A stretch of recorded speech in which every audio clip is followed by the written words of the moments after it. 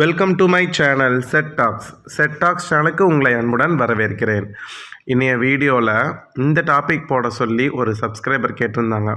எனக்கு எப்போ பார்த்தாலும் சிக்கனம், சேவிங்ஸு, பட்ஜெட்டு யோசித்து செலவு பண்ணுறது, இதனால் எனக்கு ரொம்ப மன உளைச்சல் ஆகிறேன்.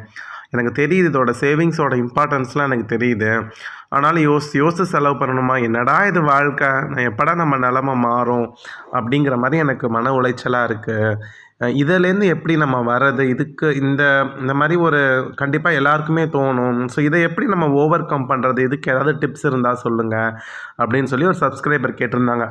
ஆக்சுவலாக இந்த ஹெட்டிங்கில் நான் வீடியோ போடணும் அப்படின்னு சொல்லி எனக்கு ரொம்ப நாளைக்கு முன்னாடியே தோணுச்சு. பட் அது கண்டென்ட்லாம் எடுத்து வச்சுருந்தேன். என்னதான் இருந்தாலும் சில விஷயங்கள் நம்ம பர்சனலாக எக்ஸ்பீரியன்ஸ் பண்ணி சொன்னால் தான் அது உங்களுக்கு யூஸ்ஃபுல்லாக இருக்கும் அப்படிங்கிறதுனால வெயிட் பண்ணிட்டு இருந்தேன். கரெக்டாக அந்த சப்ஸ்கிரைபரும் கேட்டிருந்தாங்க. அதனால தான் சரி இந்த வீடியோ இன்றைக்கி போட்டுடலாம் அப்படின்னு சொல்லிட்டு நான் உங்களுக்கு இந்த விஷயத்த கொண்டு வரேன். இதில் பார்த்திங்கன்னா 5 பாயிண்ட் டிஸ்கஸ் பண்ண போகிறோம். ஃபஸ்ட்டு பாயிண்ட் பார்த்திங்கன்னா, இந்த ஸ்ட்ரெஸ் எனக்கு உடனடியாக போகணும் கொஞ்சம் நாளில் அப்படின்னா அதுக்கு தான் ஃபஸ்ட்டு வழி, உடனடி தீர்வு. மிச்ச 4 விஷயம் இது ஒரு ஸ்ட்ரெஸ்ஸாக பார்க்காம, அதாவது இந்த சிக்கனமாக இருக்கிறது, யோசித்து செலவு பண்ணுறது, சேவ் பண்ணுறது, மினிமலிஸ்ட்டாக இருக்கிறது, இந்த மாதிரி விஷயங்களில் நமக்கு அறியாமல் சில பாசிட்டிவ் எஃபெக்ட்ஸ் நம்ம லைஃப்பில் ஏற்பட்டிருக்கும். அந்த பாசிட்டிவ் எஃபெக்ட்ஸை நீங்கள் பார்த்துட்டிங்க அப்படின்னா, அதை ரியலைஸ் பண்ணிட்டீங்கன்னா, ஓகே இது கரெக்ட், நல்லா தான் போயிட்டுருக்குங்கிற மாதிரி நீங்கள் அமைதியாக விட்டுருவீங்க. இந்த லைஃப் ஸ்டைலை அப்படியே ஃபாலோ பண்ணுவீங்க. அதுக்கப்புறம் உங்களுக்கு நிறையா பணம் வந்தால் கூட நீங்கள் கண்ட்ரோலாக இருப்பீங்க. ஸோ அந்த பாசிட்டிவ் எஃபெக்ட்ஸ் என்ன அப்படிங்கிறதையும் நம்ம பார்ப்போம். ஆக மொத்தம் இந்த வீடியோ முடிஞ்சதுக்கப்புறம் நீங்கள் ஸ்கிப் பண்ணாமல் பார்த்துருந்தீங்கன்னா உங்களுக்கு ஒரு கிளியர் கட் ஐடியா இருக்கும். அந்த ஸ்ட்ரெஸ் உங்களை விட்டு போயிருக்கும். வாங்க இப்போ நம்ம டிலே பண்ணாமல் வீடியோக்குள்ளே போகலாம். ஃபஸ்ட்டு விஷயம், நீங்கள் இது ரொம்ப ஸ்ட்ரெஸ்ஸாக இருக்குது, என்னால் சிக்கனமாக இருக்க முடியல, எரிச்சலாக இருக்குது அப்படின்னா இதுக்கு பெஸ்ட்டு ஒரே வழி ஏர்ன் மோர் மணி. ஏன் அப்படின்னா, ஏன் உங்களுக்கு சிக்கனமாக இருக்க வேண்டிய சூழ்நிலை வருது அப்படின்னா, உங்களோட வருமானம் பத்தலை அப்படிங்கிறது தான் அர்த்தம். அப்போ நீங்கள் உங்களோட வருமானத்தை நீங்கள் இன்க்ரீஸ் பண்ணியே ஆகணும். நீங்கள் ரொம்ப சிக்கனமாக இருந்து ஸ்ட்ரெஸ் ஆகி நீங்கள் மன உளைச்சல் ஆகிறதுக்கு பெட்டர் நீங்கள் சரி அடுத்து எப்படி நம்ம இன்கம்மை இன்க்ரீஸ் பண்ணலாம், வேறு இந்த இருக்கிற வேலையிலே இருந்துட்டு பார்ட் டைம் ஜாப் பண்ணலாமா, இல்லை நம்மளோட வேலையில் வேறு எங்கேயாவது நல்ல ஒரு இன்கம் வரக்கூடிய வேறு கம்பெனிக்கோ வேறு ஆர்கனைசேஷனுக்கோ நம்ம மாறலாமா அப்படிங்கிறத நீங்கள் யோசிங்க. அதை நீங்கள் சேஃபாக எடுக்கணும். ஸோ நீங்கள் சேஃப் அண்ட் செக்யூராக அந்த முடிவை எடுத்து அதிகமாக ஏர்ன் பண்ண ஆரம்பிச்சிட்டிங்க அப்படின்னு ஒரு நிலமை வந்துருச்சுனாலே நீங்கள் இந்த பிரச்சனையிலேருந்து மீண்டு வந்துடுவீங்க. அதாவது உங்களுக்கு ஸ்ட்ரெஸ் இருக்காது. ஏன்னா நீங்கள் அதிகமாக சம்பாதிக்க ஆரம்பிச்சிட்டிங்கன்னா நீங்கள் நீங்கள் நினச்சபடி நீங்கள் செலவு பண்ணலாம். உங்கள் லைஃப் ஸ்டைல் அப்படியே மாறிடும். இந்த ஸ்ட்ரெஸ் இருக்காது. என்னைய கேட்டோம் அப்படின்னா, நம்ம சிக்கனமாக இருந்துக்கிட்டே இருந்தோம்னா கண்டிப்பாக ஸ்ட்ரெஸ் வரதான் செய்யும். எப்போதுமே நம்மளோட நிலைமையிலேருந்து அடுத்த கட்டத்துக்கு போகிறதுக்கு முயற்சி பண்ணிகிட்டே இருக்கணும். அதிகமாக நம்ம வருமானம் ஈட்ட ஆரம்பிச்சிட்டோம் அப்படின்னா நம்ம நம்மளோட ஃபினான்ஷியல் கண்டிஷன் சேஃப் அண்ட் செக்யூராக மாறிடும். அது தப்பே கிடையாது. நம்ம லைஃப்பில் கடன் இருக்காது, யோசித்து செலவு பண்ண வேண்டிய அவசியம் இருக்காது. இதுதான் first and best tip. Increasing your income is the best way to overcome the stress. இது நிறைய பேருக்கு இருக்கும். நான் என்ன பண்ணுறது அப்படின்னா அது உங்களுடைய ஸ்கில்லை பொறுத்து மாறும். உங்களோட ஸ்கில்லை பொறுத்து உங்களோட பார்ட் டைம் ஜாபோ நீங்கள் எக்ஸ்ட்ராவாக என்ன பண்ணணும் அப்படிங்கிறது உங்களோட பர்சனல் ஸ்கில்லை பொறுத்து தான். ஃபார் எக்ஸாம்பிள், இப்போ நான் ஒரு டீச்சராக இருக்கேன் அப்படின்னா எனக்கு டீச்சிங் ஸ்கில் இருக்குது. நான் வாங்குகிற சம்பளம் பத்தலை அப்படின்னா எனக்கு டீச்சிங் ஸ்கில்லை வச்சு நான் எப்படி இன்க்ரீஸ் பண்ண முடியும்? டியூஷன் எடுக்கலாம், நீட் கோச்சிங் கொடுக்கலாம், ஸ்பெஷல் கோச்சிங் கொடுக்கலாம், ஹோம் டியூஷன் வைக்கலாம், எக்ஸ்ட்ரா கிளாஸஸ் போய் எடுக்கலாம், வேறு ஸ்கூலில் போய் பார்ட் டைமாக நம்ம டீச்சராக ஒர்க் பண்ணலாம். இந்த மாதிரி பண்ணுறது மூலமாக என் ஸ்கில்லு அங்கே யூஸ் ஆகும், எனக்கு எக்ஸ்ட்ராவாக வருமானம் கிடைக்கும். இல்லையா, நேரடியாக ஏதாவது ஒரு பிஸ்னஸ் பண்ணணும். ஸோ இந்த மாதிரி உங்களோட ஸ்கில்லுக்கு தகுந்த மாதிரி நீங்கள் ஒரு பார்ட் டைம் ஜாபையோ இல்லை ஒரு பிஸ்னஸையோ செட் பண்ணிக்கோங்க. உங்களோட இன்கம்மை இன்க்ரீஸ் பண்ணுங்கள், ஹாப்பியாக இருக்கலாம். ஓகே, இதோட இந்த ஃபஸ்ட்டு பாயிண்ட் முடிஞ்சிருச்சு. ஸோ இப்போ நம்ம இந்த ரொம்ப சிக்கனமாக இருக்கிறதுனால நமக்கு ஸ்ட்ரெஸ் ஆகுதுங்கிறீங்கல்ல.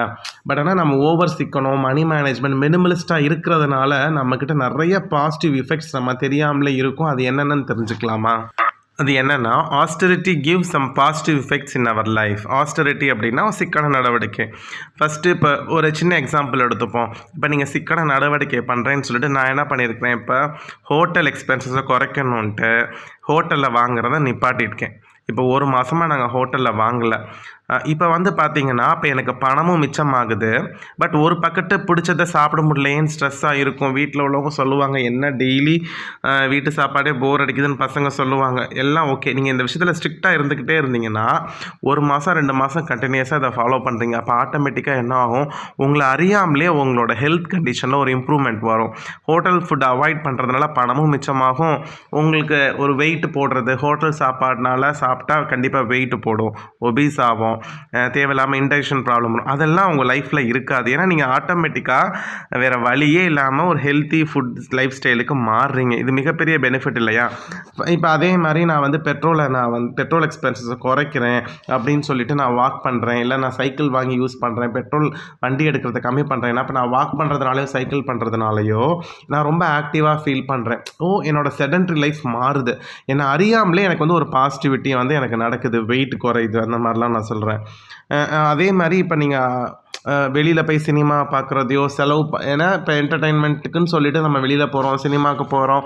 இந்த மாதிரி எங்கேயோ போகிறப்ப நமக்கு அதிகமாக செலவாகுதுன்னு சொல்லிட்டு அந்த செலவை கம்மி பண்ணியிருப்போம். அப்போ ஆட்டோமேட்டிக்காக வீட்டில் என்ன அடுத்து என்ன யோசிப்போம், சரி ஓகே வெளியில் தான் எங்கேயும் போக முடியல, ஃபேமிலியாக சேர்ந்து உட்காந்து பேசிகிட்டு இருப்போம், இல்லை பசங்களோட விளாடுவோம் அப்படின்னு.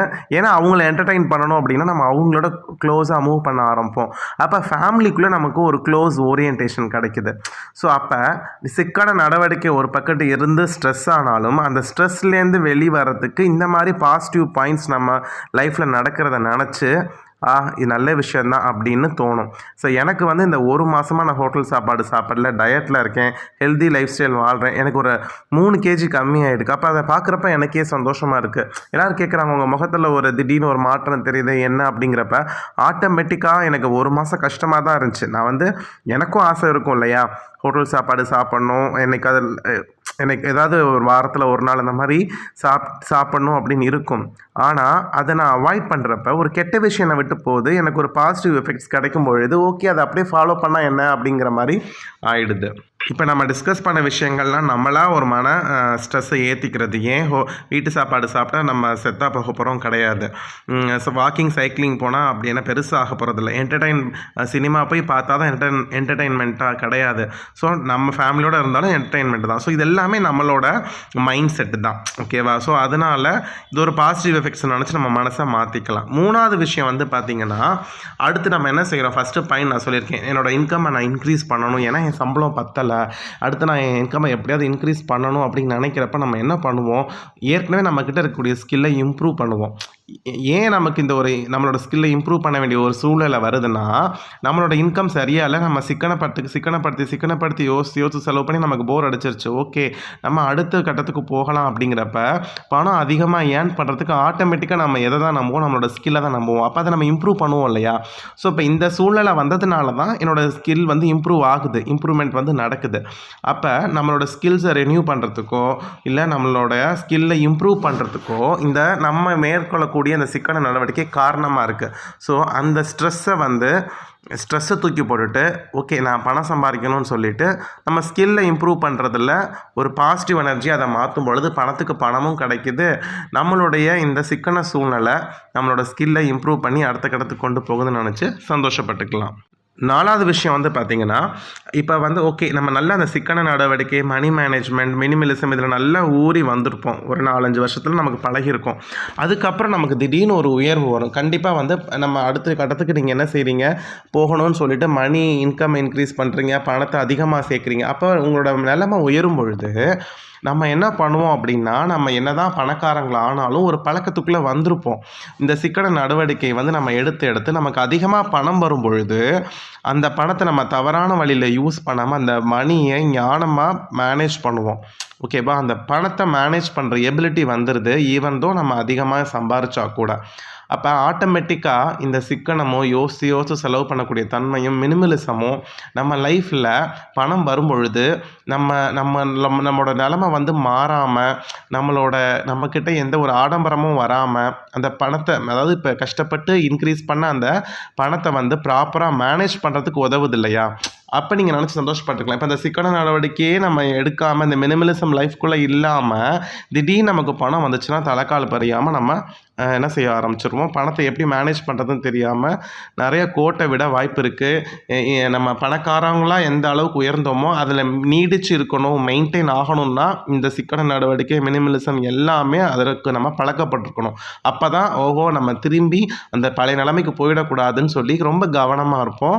ஸோ அப்போ நம்ம பணக்காரங்களாக உயர்ந்துட்டோம் அப்படின்னா அந்த நிலைமையை தக்க வச்சுக்கலாம். ஸோ அதுக்கு நம்ம இன்றைக்கி இருக்கக்கூடிய இந்த சிக்கன நடவடிக்கைகள் தான் வந்து நமக்கு ஹெல்ப்ஃபுல்லாக இருக்குது. ஸோ அதனால் அதுக்காக நம்ம ஸ்ட்ரெஸ் பண்ண வேணாம், நம்ம நிலைமை நாளைக்கு உயரும் பொழுது நம்ம இன்னும் ப்ராப்பராக மணி மேனேஜ் பண்ணுவோம்னு சொல்லி உங்கள் ஸ்ட்ரெஸ்ஸை தூக்கி போட்டுருங்க. 5வது விஷயம், try something that give you happiness with what you have. அதாவது இன்றைக்கி நம்ம ஓகே சிக்கனம் பண்ணணும், செலவழிக்காமல் கொஞ்சம் காசை சேவ் பண்ணணும், எல்லாமே கரெக்டு தான். பட் ஓவராக நம்ம அதிலே போயிடக்கூடாது. சின்ன சின்ன ஹாப்பினஸ் வந்து நம்ம வச்சுக்கிறது தப்பு கிடையாது. ஏன் அப்படின்னா நீங்கள் அடுத்த கட்டத்துக்கு போகிறதுக்கு கொஞ்சம் டைம் பீரியட் எடுக்கும். மிடில் கிளாஸ்லேருந்து அப்பர் மிடில் கிளாஸ் ஆகிறதுக்கு அட்லீஸ்ட் நீங்கள் சிக்கனத்துக்கு ஒரு 4-5 வருஷமாக அதை எடுத்தால் தான் அடுத்த லெவலுக்கு போக முடியும். அப்போ அந்த 4 வருஷத்தில் நீங்கள் ஓவராக சிக்கனமாக இருந்து உங்களை வருத்திக்கக்கூடாது.